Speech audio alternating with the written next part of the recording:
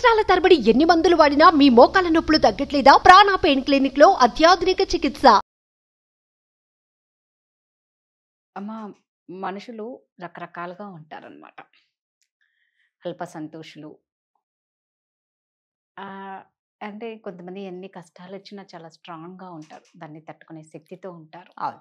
అసలు వాళ్ళేందంటే వాళ్ళని చూస్తే వీళ్ళకి ఇన్ని కష్టాలున్నాయా అనుకుంటాం. కొందరికి దెబ్బ కూడా అమ్మ అతి ఘోరంగా తాకినా కూడా బయట పడరు. అరే! ఏంటది అంత బ్లడ్ అవునా? ఏం కాదు పోతది. అంటే అలా అని చాలా లైట్ తీసుకుంటారు. ఇప్పుడు కొందరుంటారు ప్రతి చిన్నదానికి కూడా తెగ బాధపడుతూ ఉంటారు. ఏడుస్తారు. అంటే వాళ్ళకి ఊరికే నేలు ఇలా అన్నా కూడా అంటారు చూడండి. అరే! ఏమను మల్లెపూతో కొట్టినా కూడా ఏడ్చేటట్లుంది అనేసి. అదొకటుందనమాట. అంటే మేము రెగ్యులర్‌గా అంటే అంత సున్నితం అనమాట. మల్లెపూతో కొట్టినా ఏడుస్తది అన్నట్టు కొంతమంది ప్రతి చిన్న విషయానికి బాధపడుతూ ఉంటారు. ఎలా చూడాలమ్మా అలాంటి వాళ్ళని? ఎలాగా అంటే ఇప్పుడు వాళ్ళంతా సెన్సిటివ్ అండి. ప్రతి చిన్న దానికి ఫస్ట్ ఏడ్చిన తర్వాత గానీ వాళ్ళకి మాట వాళ్ళ రాదనమాట. కళ్ళల్లో నీళ్ళు రెడీగా ఉంటాయి. నీళ్ళు కాదు అంటారు. తల మీద కుండ నీళ్ళ కుండ ఉందని, నీళ్ళకుండా ఉంది.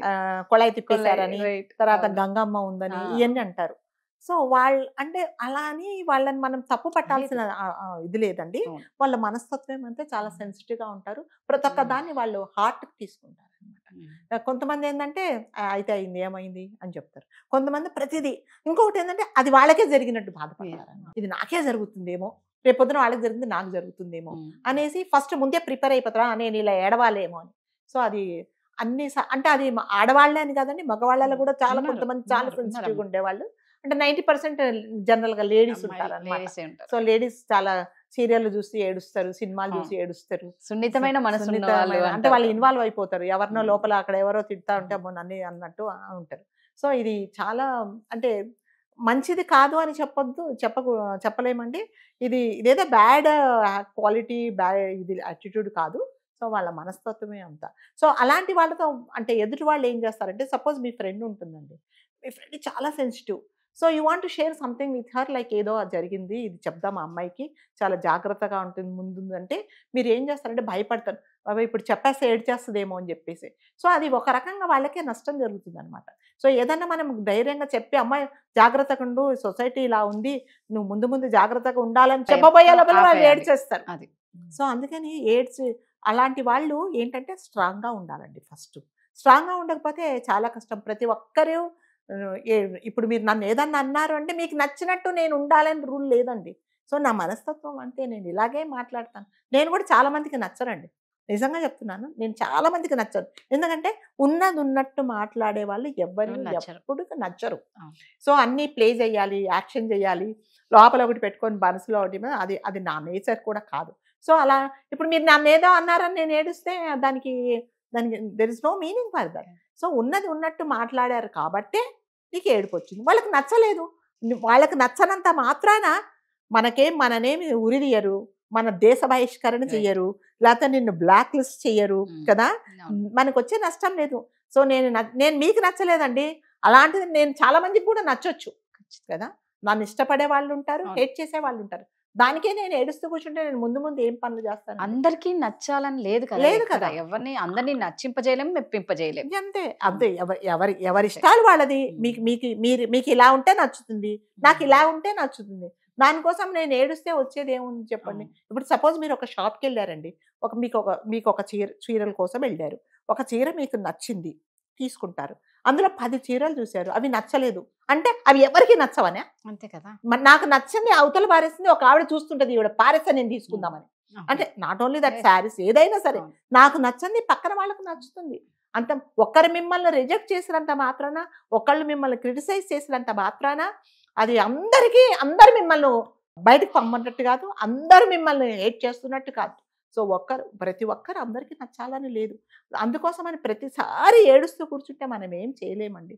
సో అది మన పద్ధతి, అదే మనం ఎలా ఉన్నామో అలాగే ఉండాలి. కానీ ఏడుస్తూ కూర్చుంటే ఏం పనులు చేస్తాం చెప్పండి. ఎవరు మనతో ఏం షేర్ చేసుకోరు. You should be very strong. So ఒకరు మనను ఎవరైనా సరే ఏడిపించారు అంటే ఆ చనువు నేను మీకు ఇచ్చినట్టే కదా. నా మైనస్ పాయింట్ ఏంటో మీకు తెలుసు కాబట్టి మీరు నన్ను ఏడిపిస్తున్నారు. అది ఎవరు తప్పు? అది నాదే తప్పు కదా. ఇప్పుడు సపోజ్ నాకు బెల్ అంటే భయం అండి, నేను మీకు చెప్పా, మీరేం చేస్తారు? అక్కడ బల్లు ఉంది చూడు అంటారు, నేను ఏడుస్తా. అది అంతే కదా. సో నేను మిమ్మల్ని నా బౌండరీస్లోకి తీసుకొచ్చి మిమ్మల్ని కంఫర్టబుల్గా ఉంచి నా ఎమోషన్స్ కీ అనేది నేను మీ చేతిలో పెట్టా. మీకు ఎప్పుడు కావాలంటే దాన్ని తీదిప్పుతారు. ఇదిగో అది వచ్చింది చూడు, ఇది వచ్చింది చూడు, ఇదిగో అదైతే నీకు భయం కదా అని చెప్పేసి. సో నా ఎమోషన్స్ అనేది ఏదైనా సరే అది నా దగ్గరే పెట్టుకుంటా. నేనే బాధపడి నా సొల్యూషన్ ఏంటో నేనే చూసుకుంటాను. నేను మిమ్మల్ని ఎందుకు నాకి మీ చేతిలో ఇచ్చేసి మీరెందుకు ఆపరేట్ చేస్తారు అది. అందుకని ఏడవడం అనేది దేనికి పరిష్కారం కాదండి. ఏడిస్తే ఏమి జరగదు. సో కొంతమంది ఏం చేస్తారంటే అంటే ఏమంటారంటే నీ మొహం నువ్వేం చేస్తావు, ప్రతిదానికి ఏడుస్తావు, నువ్వేం చేయలేవు అని రెచ్చగొడతారు. దేనికి అంటే అది పాజిటివ్గా కూడా రెచ్చగొడతారు. ఎప్పుడు చూసినా అందరినీ చూస్తావు, ఏడుస్తావు, నువ్వేం పని చేస్తావు అంటే దాన్ని నేనేం చేస్తాను అంటే ఛాలెంజ్గా తీసుకోవాలి. నువ్వు అన్నావు కదా, నేను చేసి చూపిస్తాను చూడు, నేను ఏడవను, నేనేం చేయదలుచుకున్నానో నేను చేసి చూపిస్తాను చూడు. ఇప్పుడు సపోజ్ ఇంట్లో చాలా పని ఉంటుందండి. ఫర్ ఎగ్జాంపుల్ నీ మొహం నువ్వు ఏడుస్తూ ప్రతిదానికి ఏడుస్తావు, నువ్వెప్పుడు చేయాలి ఈ పని అని మీరు అనేసి వెళ్ళిపోతారు. అప్పుడు నేనేం చేయాలి, ఏడుస్తూ కూర్చోవాలా లేకపోతే నేను చేయగలనని మీకు చేసి చూపించాలా? చేసి చూపించాలి. సో కొంతమంది అలా కూడా కావాలని, అంటే మిమ్మల్ని హర్ట్ చేయాలని కాదు, ఇలా అన్నా అయితే కనీసం నేనేంటో తెలుసుకుంటానని. సో ఏడవడం అనేది ఏ సమస్యలకు పరిష్కారం కాదండి. సో ఏడుస్తూ ఇప్పుడు సపోజ్ ఎవరికో ఏదో జరిగిందండి ఇంట్లో, సడన్గా ఎవరో పడిపోయారు, మన అన్నో తమ్ముడో చెల్లో పడిపోయింది, అన్కాన్షియస్ అయిపోయింది. నేను పక్కన ఏడుస్తూ కూర్చుంటే ఏమన్నా అవుతాయా పనులు? చేయాల్సిందేంటి, అంబులెన్స్ ఫోన్ చేయడమో, చుట్టాలకు ఫోన్ చేయడమో, లేకపోతే తీసుకెళ్ళి హాస్పిటల్లో అడ్మిట్ చేయడమో చేయాలి. కానీ నేను చాలా ఎమోషనల్, నేను ఏం తట్టుకోలేను, ఏడుస్తూ కూర్చుంటానంటే ప్రాణం పోతుంది కదా అక్కడ. సో ఏడుస్తే ఏమి పనులు కావండి, ఏం పనులు కావు. మనమేంటో మన ధైర్యం ఏంటో మనం తెలుసుకొని ఏదైనా చేసుకోవాలి. కానీ ఏడిసినంత మాత్రాన జరిగేది ఏవీ లేదండి. ఏడు మొహవాడు రా బాబు, ఏడుగొట్టుది, అస్తమానం నల్లా దిప్పుతుంది, చెప్పకుండా ఉండే బెస్ట్ అని మనల్ని చాలా మటుకు అవాయిడ్ చేస్తారు. ఏడుపు ఏ సమస్యలకు పరిష్కారం కాదండి. స్ట్రాంగ్ గా ఉండి ఏదన్నా ఎదుర్కొంటేనే మనమేంటో మనం ప్రూవ్ చేసుకోవచ్చు. అంతే. నిజమే అండి బాబోయ్, ఏడుపు అనేది దేనికి పరిష్కారం కాదు. నెక్స్ట్ అది శుభ సూచకం కూడా కాదండి. జనరల్ గా ఏడవడం అనేది దేనికి మంచిది కాదు. కాకపోతే ఆ ఉండే మనసు అనేది ఉంటుంది చూడండి, దాన్ని తట్టుకుండే ధైర్యం మనకి. చెప్తున్నా కదా, నా వీక్నెస్ ఎప్పుడు నాలోనే ఉంచుకోవాలి, మీ వీక్నెస్ ఎప్పుడు మీలోనే ఉంచుకోండి. అంతే. నాకు చీకటి అంటే భయం అని మీరు ఎవరికైనా చెప్పారనుకోండి, కావాలని ఏడిపిస్తారనమాట, లైట్లన్నీ ఆఫ్ చేసి ఏడిపిస్తారు. అది ఇప్పుడు మీరు నాకు ఛాన్స్ ఇచ్చినట్టే కదా. నేను చెప్పకపోతే మీకు తెలీదు. సో నేను ఎప్పుడు ఎవరిని కూడా మనం don't let anybody to enter into your boundaries. అప్పుడు మాత్రమే మీరు హ్యాపీగా ఉంటారు. Thank you. సుమన్ టీవీలో మీ పర్సనల్ అండ్ బిజినెస్ ప్రమోషన్స్ కోసం కింది నెంబర్కి కాంటాక్ట్ చేయండి.